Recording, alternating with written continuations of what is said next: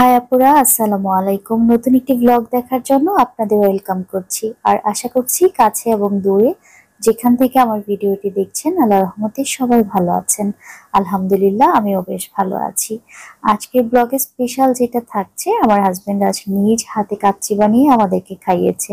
সেই সঙ্গে সারাদিনের টুকটাক কাজকর্ম নিয়ে সাজিয়েছি আজকের ব্লগটি। আশা করছি ভিডিও শেষ পর্যন্ত আমাদের সঙ্গেই থাকবেন আর ভিডিওটি আপনাদের ভালো লাগবে। আপনাদের সঙ্গে ভিডিও শেয়ার করা নিয়ে যে বিশাল একটা গ্যাপ পড়ে গিয়েছে, আসলে এই গ্যাপটা আমি আর রাখতে চাচ্ছি না। আমি চাচ্ছি রেগুলারই এখন থেকে আপনাদের সঙ্গে ভিডিও শেয়ার করব।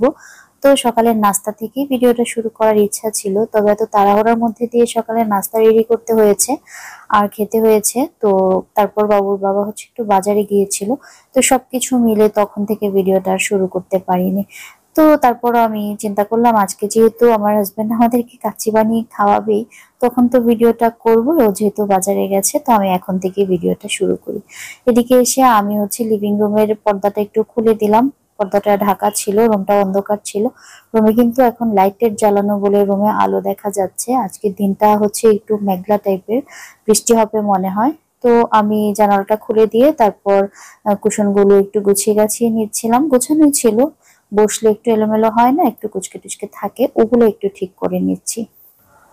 আর এখানে সোফার উপরে যে কভারটা পেরে রেখেছি, অনেক সময় আমার ভিডিওতে দেখেছি এটা নিয়ে অনেক প্রশ্ন আসে।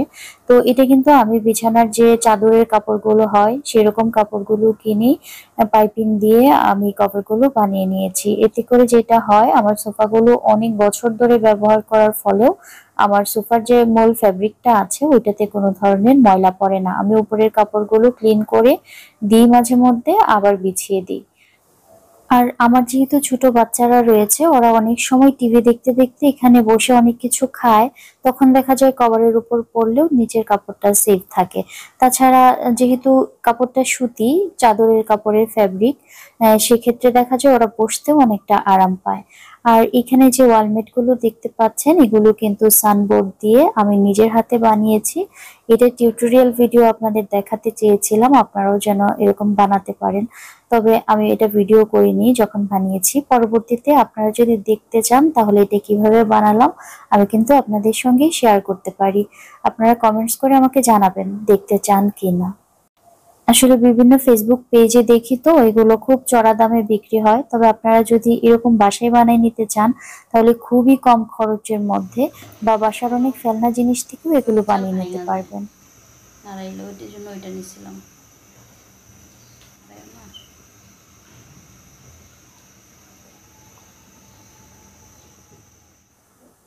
এখন আমি একটু ব্যালকনিতে চলে আসলাম। আর গত রাতে বৃষ্টি হয়েছিল, এই জন্য ব্যালকনির ফ্লোরটা অনেকটা ময়লা হয়ে আছে।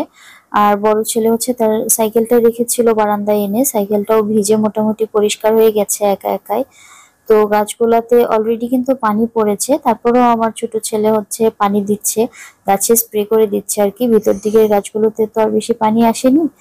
ও এখন যেটা করে আমার থেকে দেখে দেখে এতটাই সে শিখে ফেলেছে যে কোন গাছে কি পরিমাণ যে পানি দিতে হবে সেটা সে বুঝে গেছে। গাছের গোড়াতেও সে বুঝে বুঝে পানি দিতে পারে। তাছাড়া সময় সময় ও গাছে হচ্ছে পানি স্প্রে করে দেয়।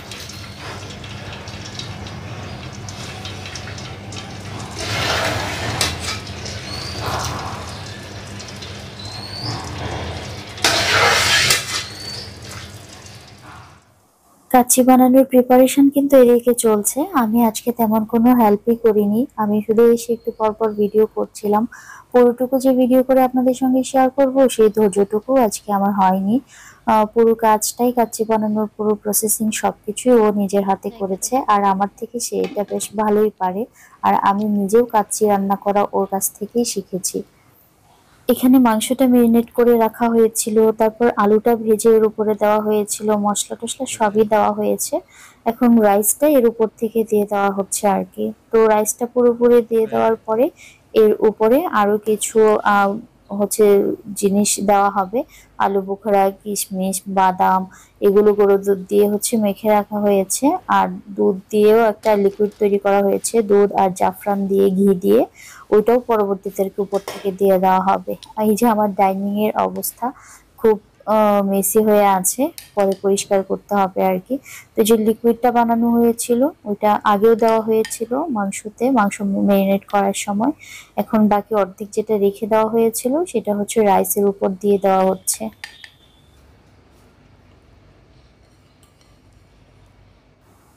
এখানে বড় বড় টাইপের যে গোল গোল দেখতে পাচ্ছেন এটি কিন্তু আলু বোখারা। এটা হচ্ছে গুঁড়া দুধ দিয়ে মাখানো হয়েছে, তো তাই বোঝা যাচ্ছে না। এখানে পেঁয়াজ বেরেস্তা রয়েছে, কিশমিশ আর কুচি কুচি করে কাটা কিছু হচ্ছে বাদাম, কাঠবাদাম, কাজু বাদাম, পেস্তা বাদাম সবগুলো একসঙ্গে দেওয়া হয়েছে। আর এখানে ফুড গ্রেড যে কালারটা রয়েছে সেই কালারটা অল্প অল্প করে দিয়ে দেওয়া হচ্ছে। কাচ্চিটা যখন দমে দেওয়া হবে, দমে বসানো হবে, তখন এই কালারটা গলে একদম নিচ পর্যন্ত চলে যাবে।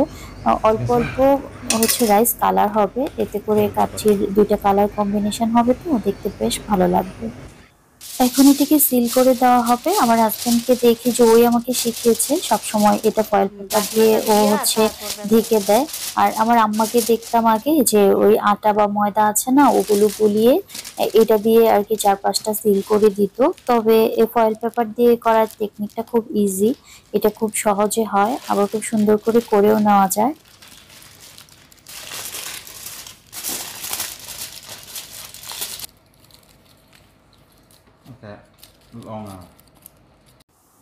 পাতিলের ঢাকনাটা যদি ফুটো থাকে তাহলে এই ফুটোটার মধ্যে একটা লং দিয়ে দিতে হবে।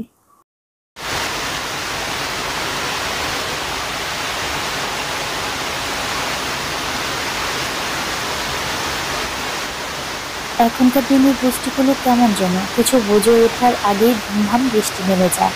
আর ব্যালকনিতে কাপড় চোপড় থাকলে ধুম করেই সেগুলো ভিজিয়ে দিয়ে চলে যায় এক নিমিষের বৃষ্টি। কিন্তু আজকে বৃষ্টি দেখে তো মনে হচ্ছে সারাদিনই ঝিরে ঝিরে করে পড়তে থাকবে, বৃষ্টি মনে হচ্ছে কমবেই না।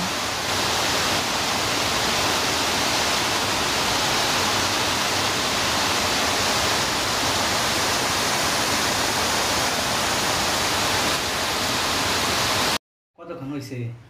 1 ঘন্টা 15 মিনিট উঠবে। হয়ে গেছে হয়েছে তো। খুলে উপরে তোলো, আর উপরে তোলো। হয়েছে। একটা ছবি দিলেন। আজকের দিনে বেশ কয়েক ঘন্টা শ্রম দিয়ে বাজার করে এনে তারপর নিজ হাতে আমাদের জন্য কাচ্চি বানালো। আর আমরা শুধু তাল করছি একটুখানি ভিডিও করে নিই আর একটুখানি ছবি তুলে নিই, তারপরও লোকটা একদমই বিরক্ত হচ্ছে না।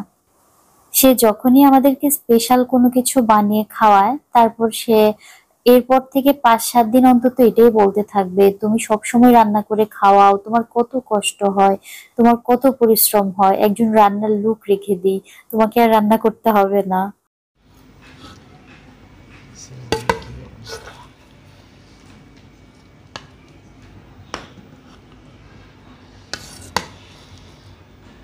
মাংসটা দেখেন, মাংসটা আগে দেখো।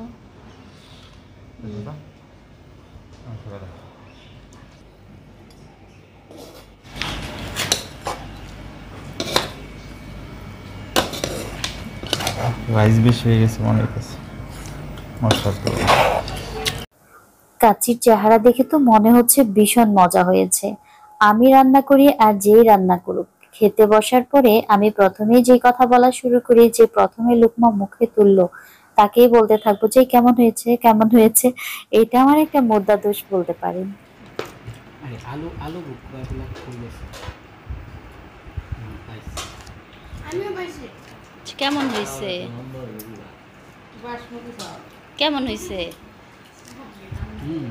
ভালো হয়েছে। গরু মাংস